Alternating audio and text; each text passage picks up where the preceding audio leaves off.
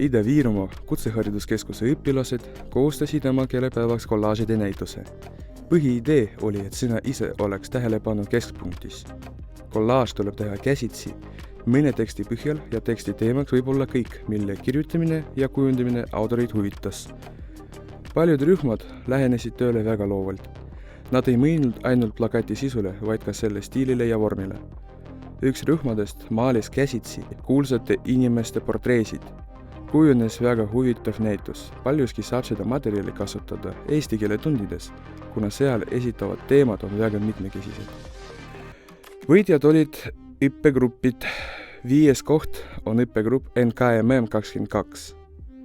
4. kohal on meil õppegrupp NPKM B22.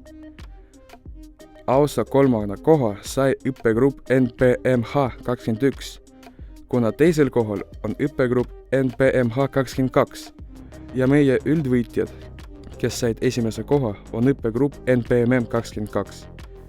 Esimesed 4 kohta said magusad auhinnad ja 5. koht sai koolisuveniiri.